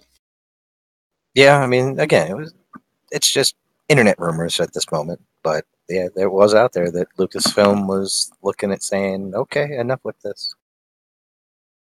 Got to find somebody else. Or at the very least, open it so it's not just an exclusive license. Yeah. 1313. We'll never get that game. No, we never will. Do. There was something that just occurred to me, and unfortunately now I can't remember what it was. I remember there was something else I wanted to talk about. I know I heard about it at the beginning of this week, and I don't remember what it was. That's gonna bug me now. It's one of those things like you'll be about to fall asleep. That was it. One of them was, hey, Buck Rogers in the 25th, Buck Rogers in the 25th Century is on Netflix now. I think. Was it on there? Was that where I saw it? I don't know. Oh, it was the Lost in Space reboot on Netflix. They dropped a trailer for it, which was not really a trailer because it really didn't have any of the actual show in it. And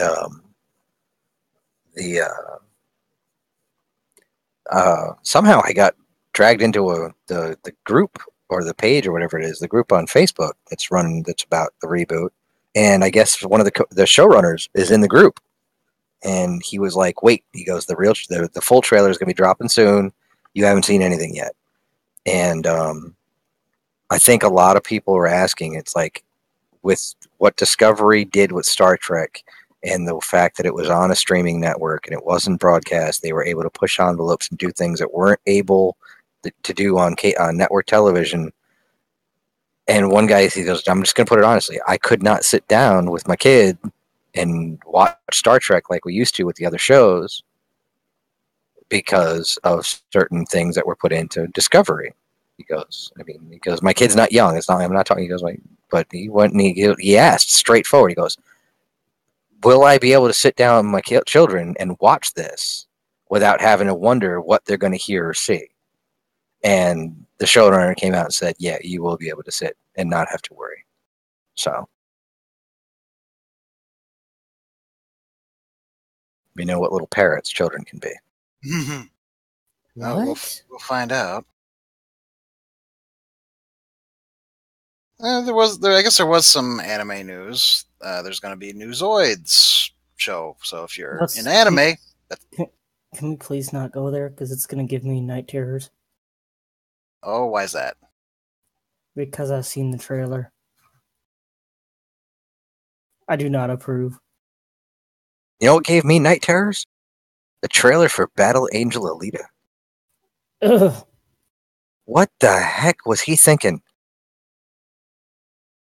I don't know. I didn't have any problem with it. You had no problem with the horribly CG'd face. Once you understand the explanation for it, it's like, okay, I get it. That she was. It's this is a doll thing. It's supposed to not look human. And it goes back to like the whole Ghost in the Shell thing. Yeah. I think it's actually not going to be nearly as bad as people are making it out to be. They're making. I mean, you want to argue with Uncanny Valley? Sure, that's a valid one. But Yeah. scream about it. Oh, the blah blah blah blah blah. It doesn't look right or anything. It doesn't look human at all. No, it's not supposed to. That's the point. But even then, it's because it does have the human aspects to it. The Uncanny Valley does play heavily in this. I mean, there's a fine line, and it's skirting that line real close in unwatchability because it's kind of creepy looking. It's kind of like the Polar Express. Well, the anime, that character was not human either, apparently. I mean, he's a cyborg, so... It's easier to pull it off in anime, though. Sure, there's a lot of things that's easier to pull off in animation in general. Yeah. Than in real life, whatever. I can drop anvils on your head in animation. Well, you'll just get up with a bump.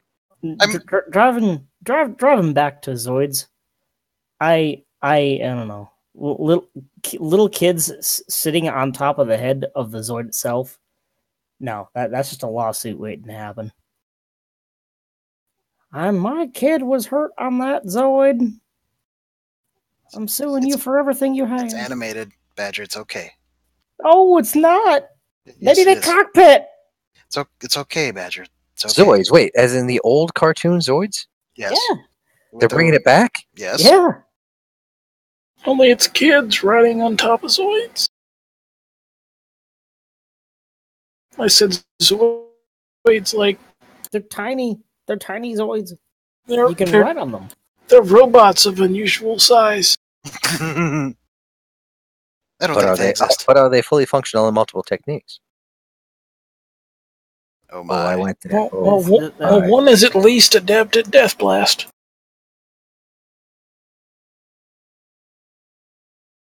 I should go back and watch those shows over again, though. I'm gonna write Pokemon fan fiction where the Pokemon finally turn on their trainers and have had enough. What we did. That was season one. That was seasons 1 and 2 with Ash and Pikachu and Charizard. Yeah, but that's permanent. For the most part, he still burns him, I guess. And it's worth it every time. And besides, I bet you someone's already done it. I'm sure.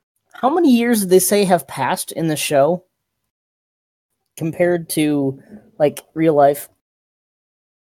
Well, I don't know. Is he still a 12-year-old kid wandering through the woods on his own? Well, that's what I'm saying. Is he still 12, or is he, like, 14 now? I don't know. He's like Bart Simpson. He never ages. He needs an adult. I don't think they address it.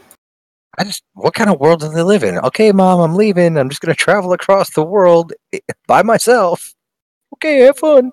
Don't trust the candy vans. Yeah, I'm going to hang out here with the professor and have some fun myself. Woof. What was his name again? Who? Brock? Professor Oak. Professor Oak, yeah. It was Ash's mom and Professor Oak were having some fun. There's a reason he's named after a tree. He's got wood. Well, and then there's Professor Elm. They're all named after trees. I know. You don't have to whisper. Uh-oh. Firefly's posted a link to Pokemon fiction. Oh, no. Where like they all evolve into this hideous. They just turn into like nightmare creatures. We're fret on that PG-13 line. That actually reminds me, though. When I went and I saw the Dark Crystal on the big screen. Lucky! Oh, I forgot that it was out. There's apparently going to be multiple instances in March. So I have not seen that on the big screen since I was a kid. I was too young. And that probably would have terrified the crap out of me anyway. It did. I'll tell you right now, it is one of those movies that is scarring as a child. I mean, my kid's like, oh, can we watch it? I was like, yeah, not yet. You're 11. You can watch it. You are 6. No. I don't even remember when I watched it. I just know it was a VHS. Well, as I say VHS copy, we recorded it off of TV. And now that I saw it on the big screen, I was like, huh, they didn't really edit it for TV at all. No, not really. I was 9 when that movie came out. And it was one of the, it was, Now, granted, it hasn't. It doesn't look as sharp as it could be. I guess they remastered it only as much as they can, so it does show its age a little bit, but it still looks pretty solid. well, I've got it on Blu-ray and it definitely shows its age. And it's got the grain and all that stuff, which I'm glad they left in because, I mean, it's a film, but it's still, I mean, that, and when Labyrinth isn't anywhere near as dark and just thematically dark, not just, I mean, visually and the story, I mean, but it's just, yeah. That's It was also one of going to those. be on theaters too. Yes, I know. I'll take the kids to see Labyrinth. I mean, that's still pretty dark. I mean, some dude kidnapping kids, but And David Bowie, too much David Bowie. too much David Bowie.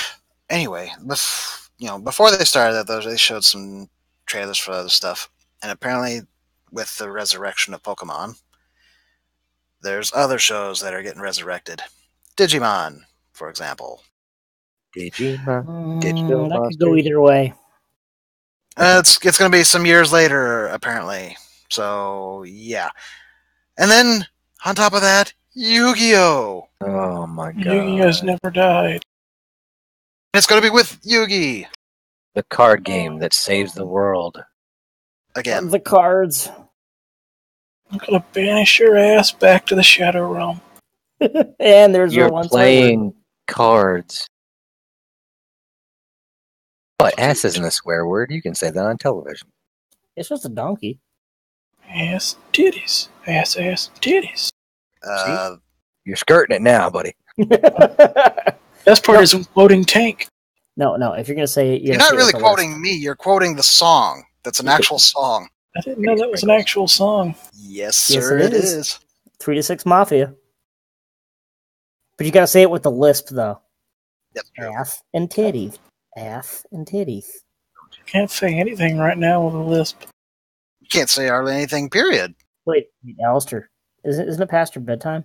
Get off of my lawn. Go take a nap. I already took one today. Take another. Well, in any case, Digimon. What was it? Is Bakugan coming back? I have no idea. I didn't God. see anything to that effect. Japanese Beyblade. dreidels. Dreidel. Duel to the death! Could be fighting Ridiculous. Foodons. The ridiculousness of both Bakugan and Yu-Gi-Oh. I mean, I can understand Pokemon and Digimon. Pokemon, it's like, okay, animals fighting Digimon. You got digital creatures fighting. You're playing a freaking card game. Literally, it's like poker to the death. Should mention, though, I mean, we've seen other things do something similar. Battleship. Though, of course, they weren't playing a game, per se. God, I forgot they made a movie out of that. It wasn't that bad. Was it? Yeah. It had Rihanna. That was its only real bad thing. Was it great? No. No, was it? No, but it was. It was all right. It was like someone had a half of a thought for, oh, you know what would be kind of cool to make a Battleship movie? I would rather have seen a Battleship movie that took place between, I don't know, battleships.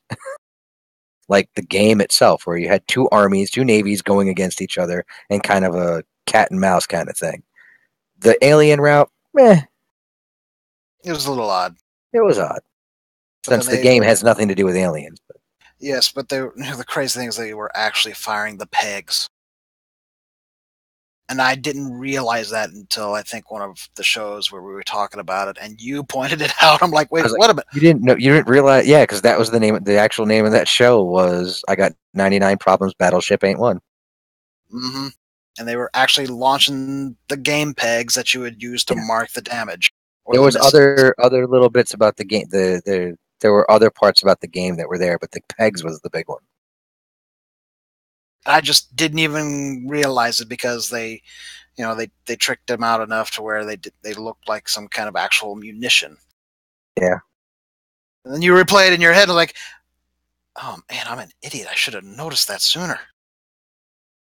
Yeah, it's one of those movies where Liam Neeson looks back and goes, I want to do another Star Wars. Nah, he probably just looks back like, yeah, paycheck. Yeah. I'll do Taken again. I think it's really funny, though. He said he would come back if they asked him. For what? Liam Neeson said if they wanted him to come back, because he came back and reprised his role in Clone Wars. And I guess the idea of Force Ghost had been thrown around. It's been thrown around since The Force Awakens, where they were going to have Sith Ghosts and Force Ghosts. I guess he caught wind of it, or they might have actually said something to him, and he was like, "Oh yeah, if they asked me, I'd come back." Well, it's not good. Lucas isn't directing, so there's that. Yeah. And then there's the fact that they actually tried to get him to come back so he could reprise the role briefly for a voice bit, and he actually got in a car accident. I just like they got Ian McDiarmid back as the Emperor. No offense to Tim Curry and Ian Abercrombie, who voiced it in Clone Wars, but the Emperor is the Emperor. So I mean, that's one thing I'll give Filoni. He brought back he brought back James Earl Jones. He brought back Ian McDiarmid, Billy D. Williams. Who else did he bring into the show to play themselves? Didn't Carrie Fisher come for a role? Not that I'm aware of. I do not think so, because the Leia was much younger, and Carrie Fisher that's would not what it have was. been able to pull it off. It was much younger Leia. And unfortunately, Carrie Fisher's issues with with the lips and such, I don't think she could have been able to move it and not be noticeable. Yeah. Nothing against her. I mean, it's just the way it was. I think she had false teeth, so dentures do that. That's why Sean Connery has a lisp. Because if he didn't, he'd spit his teeth out. Well, and you also know, her voice just is older. Yeah. Well, she's got that. I've smoked 20 packs of cigarettes a day and drank heavily like a fish. Did as many drugs under the sun as I possibly could. Yeah, it does a number on the body. Whereas, Billy D. Williams, he always sounds smooth. That's funny because what was it? He came back. He did Lando in the Lego Movie. He did it on Rebels. Where else did I? Oh, he comes back and he does the voice for Battlefront 2. He's the only of the original cast that came back to do the voice. Everybody else, they got voice actors. Well, I imagine Mark Hamill was probably hard to get a hold of. Just in general, probably being a pretty solid voice actor himself, maybe a little pricey. It did blow my mind. I think, what was it? My son grabbed it on sale. He had a Target gift card for Christmas or birthday or something. He got The Last Jedi. Oh, no, I think I bought it for Christmas. He bought something else. He got The Last Jedi, or the Force Awakens Lego game. They're all in it. Harrison Ford came in and looped his voice for that game. That's really rare. It is really rare. Because he pretty much doesn't want anything to do with it. My son was playing and all of a sudden Han Solo talked and I was like, wow, that guy is really good at doing that voice. And then I went and looked it up and I was like, holy cow, that was Harrison Ford. That was Carrie Fisher. That's Daisy Ridley. That's Oscar Isaacs. They're all there. They all came back to do their voice. Which I know when the Lego movie came out, a lot of people were like, oh, they got Harrison Ford. I was like, no, that's definitely not Harrison Ford. That's the guy that does it for Battlefront. And he's good. And if I'm not mistaken, he's black. Well, he's good at it. Carry on, dude. Yeah, you got it. And he's done other voices that blew my mind. I was like, really? But it's if it's the same actor I'm thinking of. But I've seen videos though of where somebody presented him with not just any Millennium Falcon, the big one that they recently announced, and he dropped it. And not only did he just drop it, he literally flung it over his head. I mean, he made it look like he dropped it, but he was flinging it. It was set up though, dude. Oh, I know it was set up, but all the same, you just like, you just watch as like shock value right there. It's like, Yeah. wow. And he does come across as somebody who really doesn't like going over, past stuff, and especially with Star Wars, he just doesn't care He that doesn't much care. at all. Yeah, I don't know. He's got a good humor about it. I mean, the stuff you do with Jimmy Kimmel with, or was it Conan with Chewie and stuff. Sure, and it was with She it was with my Kim. wife. Yeah, he's got a humor about it, and does he like talking about it? No, because I mean, he's come right out and said, and many many times, that he's a man of few words and he's quiet and he'll mumble his way through everything, which is really funny because he never mumbles in his movies. But when you see No, him in interviews and talking in real life, he's always just kind of rumbling. That's not how the Force works. yeah, it's a night and day difference, and he's always had a pretty cool sense of humor. But all the same, you still get the sense that he just really doesn't care that deeply, which I can get it, considering that we have plenty of fans who get a little overenthused. Just ask any of the Star Trek actors. Oh dear Lord! And they want to know super details. Well, You what remember about that the height of time? the height of the corridor should have been so high that Duhan shouldn't have been able to bang his head, and do you remember how tall it was? I mean, things like that. Yeah, it was as tall as the set builders made it.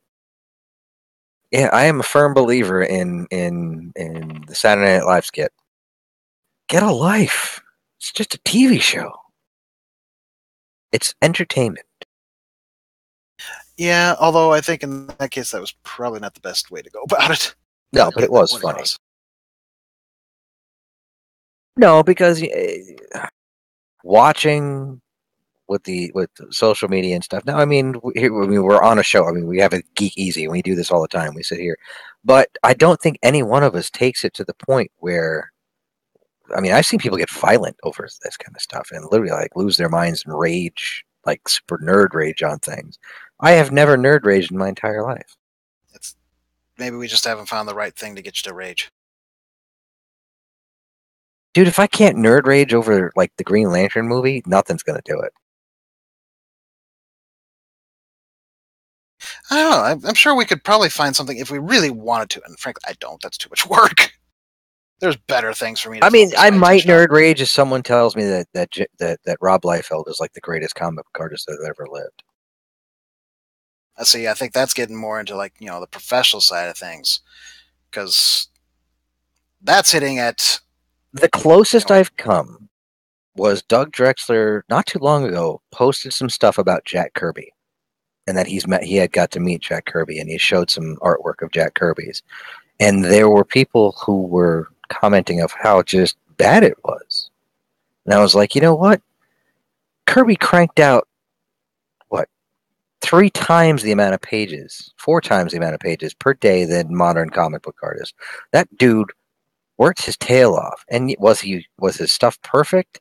No, but his storytelling was so good that, I mean, to this day, they use it as a teaching element on how to tell comic book stories visually.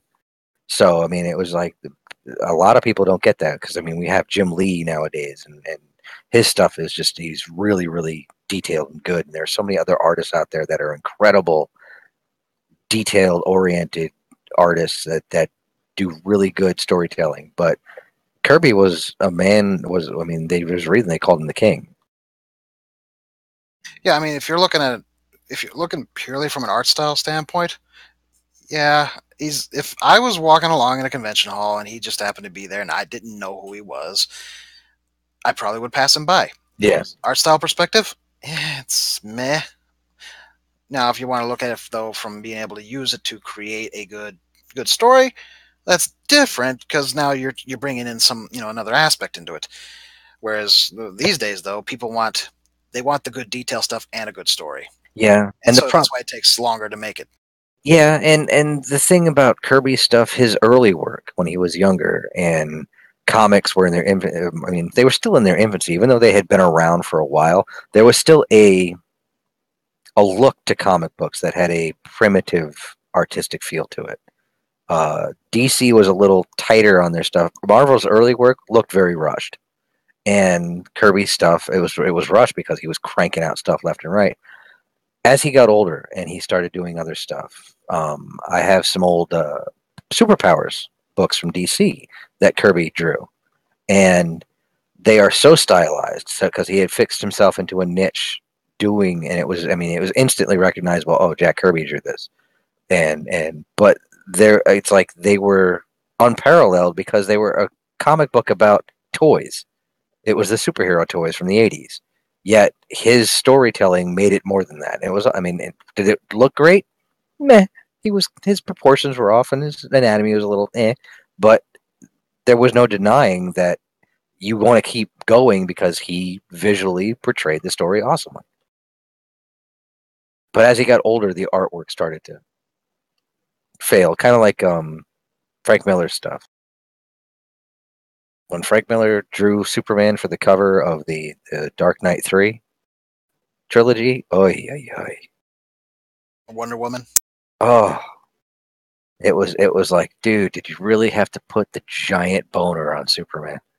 It's like we didn't need to see it all the way down his pant leg. Come on.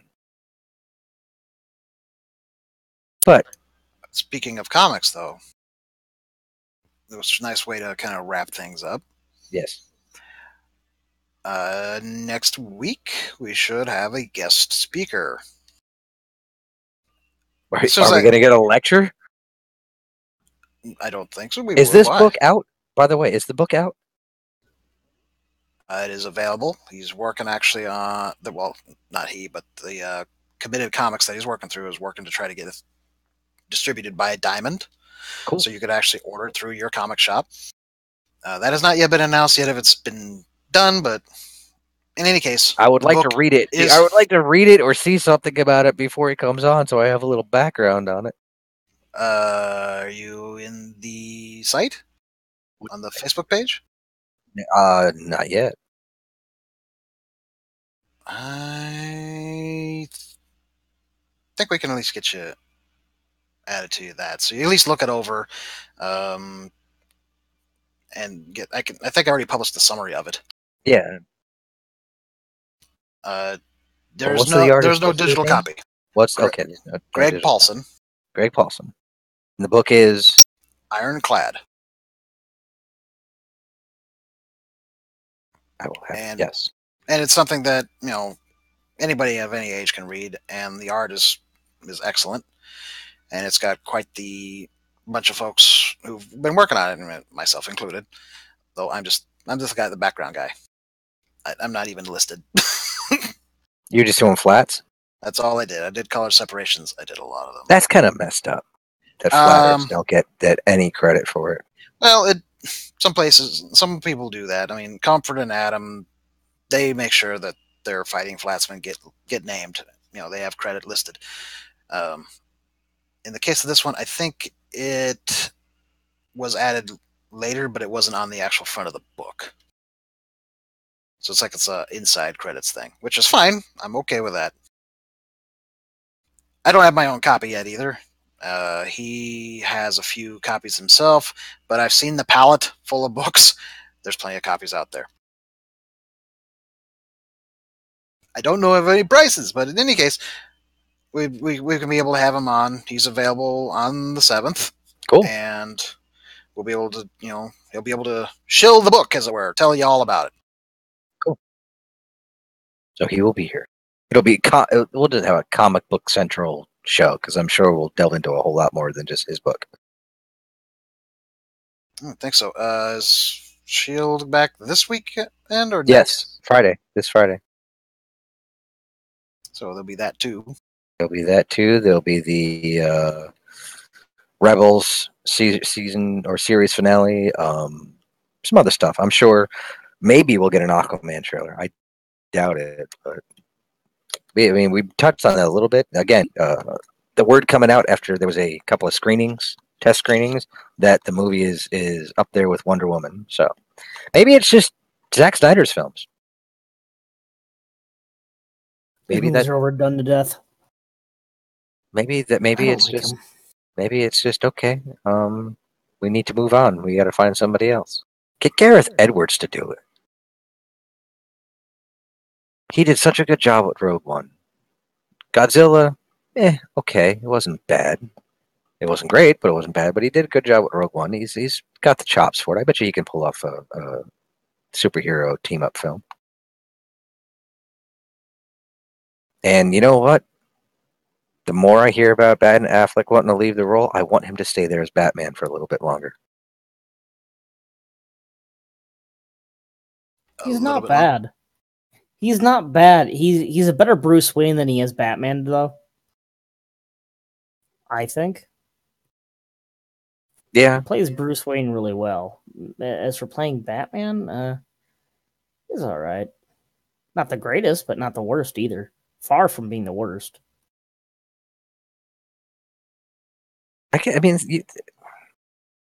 I liked Keaton as Batman. I didn't mind Val Kilmer as Batman. George Clooney was the worst Batman. Yeah. He wasn't brooding enough. Yeah, when Adam West is a better Batman than you, you're a bad Batman. Yeah, well, George Clooney also apologizes for that frequently. He apologizes for the bat nipples. He apologizes for the whole thing. He didn't apologize, but he didn't put the nipples on the suit. That was Schumacher, and Schumacher apologized for it. He didn't realize it was going to make that big a deal because when you watch I watched the interview with him when they were talking about it, and he did come right out and he apologized for it. He goes, "It was more of a Roman armor thing." He goes, "I didn't realize people wouldn't get that, and all of a sudden they just saw nipples and they freaked." I understood it. I thought it was ridiculous, but I don't recall the Romans doing that either, honestly. Nah, there are Roman armors I've seen in the museums in New York that yes, they did the dress armors. They did have they were sculpted, and they built the chest just like they would their marble statues. It was a sculpture. That's not the entirety of all. Just for like everyday armor. No, it was just hammered out so it covered your chest. I think that's probably was more the who would they dusting off some old knowledge here. That would probably been the guys like the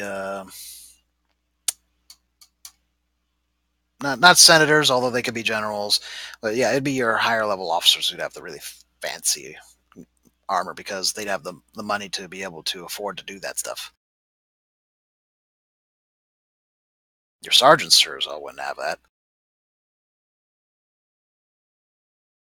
No. But the dress armors and stuff, they were sculptures. I'm sure they wouldn't have. Most of them were made out of gold and that kind of stuff. So, gold does not hold up. Gold will not stop an era. Yeah, I'm really just trying to place who did that the most. I mean, senators did that.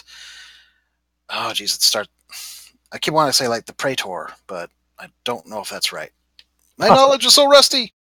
Nah, the Etruscans, the Romans, even the Greeks to a point. They're flashy stuff, the stuff they wore for parades and all that kind of stuff. But again, nipples are nipples. But the fact that they put them on a Batman costume, man. We got a reaction out of Firefly. What all it was wait, what? So I'm not sure what that was in reaction to. I gotta say, Affleck's Batman costume is the best they've ever put on screen. Yeah, I do like the costume. I have coworkers who mentioned that they can't stand it because it doesn't have the yellow around the bat symbol. And it's like, well, it makes sense. Like, yeah, sure, we understand it makes sense, but no, I can't accept it. I need to see the yellow around the bat symbol. Like, oh, come on. You really want to be the guy who's going to be all ninja stealthy like? It's like, hey, what's that, yellow, bright yellow coming towards us? Yeah, what's that yellow oval approaching us? And they're like, look, he's got the big cape thing. He puts it over that, and then when he's ready, he like, aha! I throw my arms out, and they see who I am. Like, that sounds like a bad idea, man. Realistically speaking. Or that sounds like something you would see in The Princess Bride. Or here's something better. What if it lights up on remote? Someone's got access to his Bluetooth. Yeah. Now, I will say, Shit, they found me. Tank, have you been reading the newer comics, the newer DCs, the Batman stuff, and the Justice League stuff? I have completely foregone all of the Batman stuff because there's too The- much. Except for Yeah, there is Batgirl. too much. But Batman's new costume in the new continuity, the Rebirth continuity, I don't like because it's all gray except for the yellow outline around the bat. It's just a yellow outline, and it looks ridiculous. It's like, what's the yellow outline for? Well, it's supposed to be reminiscent. Well, yeah, but it looks stupid. It doesn't fit the rest of the costume. Just get rid of it, and you've got the perfect Batman costume. But Oh yeah, I have seen with the yellow outline thing. It's like, meh. I will say, The Signal is a really cool book. Batman and the Signal, who is the Signal is Batman's newest recruit. He is I think he's slightly superpowered, but he operates during the day. Batman needed somebody who could operate in broad daylight and pull it off. And he wears a bright yellow outfit, calls himself the Signal, and he is Batman's daytime operative. Nighttime, daytime. Dayman. Defeater of the Nightman. It's a good book. Where you got Batman who's like, I am the night. You've got Signal who's like, I am the day. He's got to sound very cheery about it. At least that's how I picture my head. No, that's a little too cheery. Bring it down a notch. Bring it down, man. I'm here to stop crime. Oh, we're gonna lose any listeners, man. You know what books I can't do because it's like the X-Men books now. I can't. No, I haven't read any of those. I haven't read an X-Men book in probably 20 years. Yeah, it's been a long time for me. I've been reading the Superman ones. Those have been good. Probably going to stop at 1,000. I've heard they're stopping Super Sons. I haven't read any of those. Oh, I have followed that from the get-go, and I think they got 3 more issues. They're probably going to come up with something different. You know, maybe they'll incorporate them both into the Superman Batman books. And Star Wars Afra kind of starting to flatten out for me. Oh, I still enjoy it. I think it's good. I mean, they kind of went with a twist there with 000. Yeah. Suddenly having control. I was like, not sure where that came in. But I did like the newest. Have you read the latest? Yes. Okay. The addition of that character was very well done. I'm glad to see her. She's my favorite of all the Rebels characters. I'm glad to see that she's getting much more highlights. It's funny. Just picked up the latest Darth Vader today. And that story has actually been improving, I think. Yes. Finally get to see his saber. Or find out why his saber changes. Oh, we already know. Yes, we already know. Yeah, because the last, he had issues in the last issue. Yes, he had issues in the last issue. So many issues. But he saved the crystal. Yeah, the Star Wars books overall, I've still been enjoying those. Poe Dameron, yeah, that's actually been pretty decent. Although I'm waiting to see how they wrap it up. Yeah, I'm trying to, because it's like, how do you wrap this up before The Last Jedi? Or before Force Awakens? I mean, unless this is covering a long time period where they kept on doing this, Cold War thing back and forth, because they said that's what happened. So yeah, they could probably drag it out for a long time. And I'm probably not going to stick with it that long. I like it, but not that much. I was kind of let down by the Chewie series. I was kind of on the Lando series. Yeah, Darth Vader series, I really enjoyed. Yeah, I like the Darth Vader series. Afra, it's like once that main story arc with 000 ended, where it's like she let him go, and all of a sudden now he's the big baddie. I was like, oh, okay. But I did like the anti R2 and 3PO. That was cool. that aspect of it. Yeah, I mean, I'm assuming we're going to see more of that, and she's going to have to find some way to come out on top because that's the thing. Yep. So again, I'm enjoying Afra. I want to see how this plays out.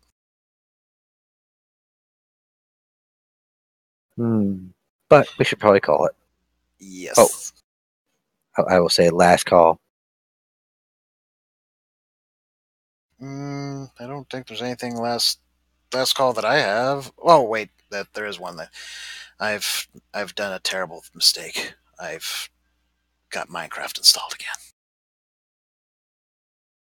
and I have a new project. I'm pretty sure my kids have an entire city built at this point.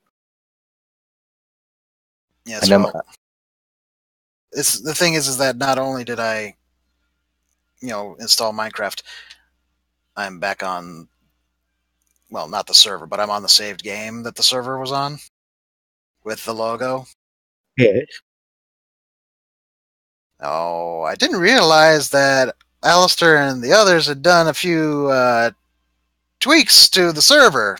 So I'm floating around in the creative mode, checking things out. Hey, this is pretty cool still. I just have to put my resource pack on, and I'll be, look just the way it was before. And yes, then here I'm at the big castle. Yeah, this is cool. There's my shack. Why is my shack on fire? Quickly put out the fire. It's like, that shouldn't have happened.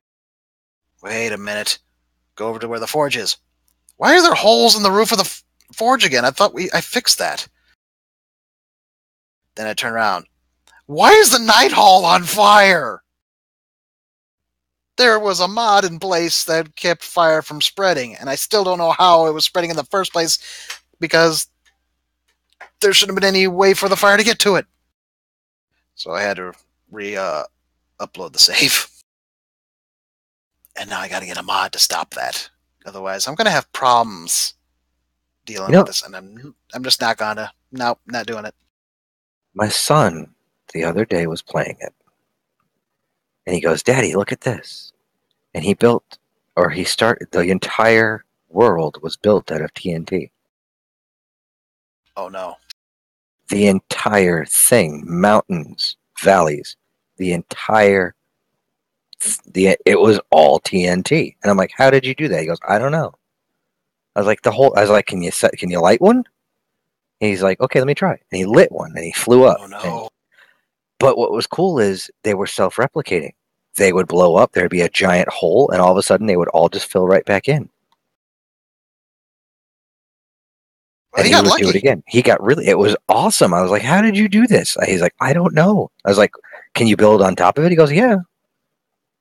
But no matter where you looked, it was TNT. I mean, we're talking like, it was everywhere.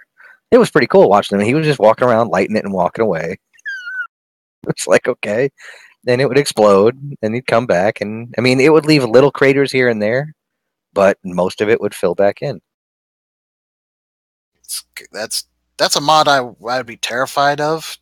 Yes, it's got to be a mod. But all Sam's like, no, I can't do that. That, and I guess they have another save on there. My daughter has a skyscraper built, and she keeps adding to it, but she has been so detail oriented that every apartment and I think I've watched her go in there. She's got refrigerators and sinks and toilets and bedrooms and beds and things on the wall, and it's just she's just going through room by room and just building this thing up from the ground up.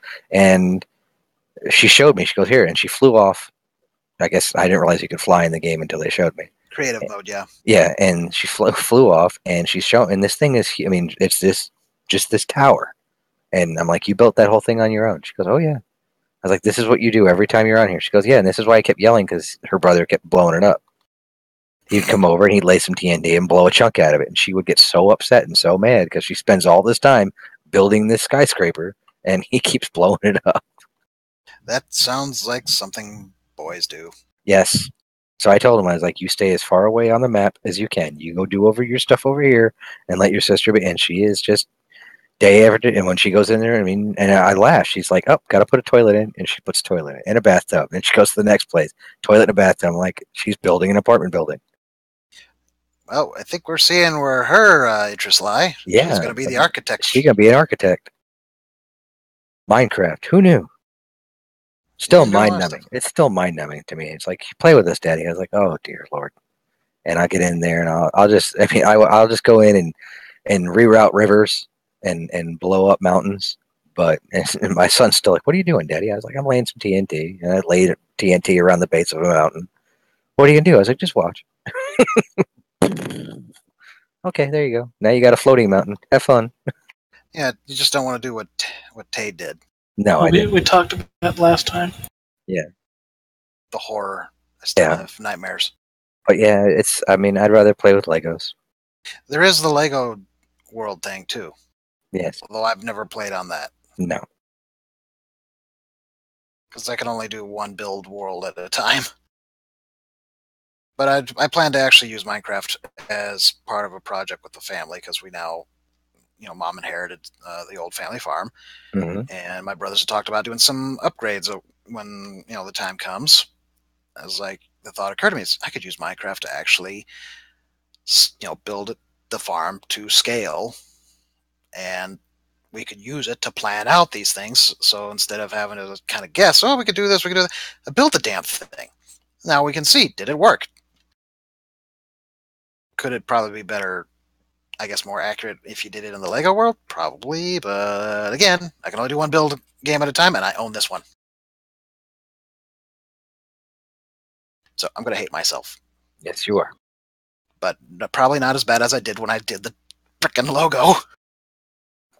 The Geek EZ logo. I mean, it looks great, but all the same. I gotta find the picture of that and show that to the kids. Oh, I should actually have it on Facebook. I'll look after we're done here. I've got a couple of the shots and stuff of it with the X-Wings and the TIE fighters and stuff. My son would get a kick out of it. But anybody else last call? Good night, I Moon. got one. You got one? I recently restarted playing guitar again. And that's all, folks. That's about it. That's it. You He's know- playing. Badger, Yep. you have to do that and record it, and it's, as we're listening to, just do it in a way that eventually people figure out what you're doing, and it's just going to be Badger, Badger, Badger, Badger, Badger, mushroom, mushroom. The same note the entire time. Yeah, same note, but I mean, you tweak it just enough so that you can pick up the whole mushroom and then the snake bit, and you got to do the whole thing, and then you'll Right. loop it. Well, we should probably call it, and Alistair's probably going to go to bed. It's way past Yes. his nap time. Oh man, Alistair. But we'll be back next week with, what's his name? Greg Paulson. Greg Paulson. And we'll be talking comics, and I'm sure we'll be discussing Agents of S.H.I.E.L.D. and other geeky stuff. But until then, say goodnight, boys. Later. Good night, boys. I'll say it for Alistair. Good night, boys. Get off my lawn!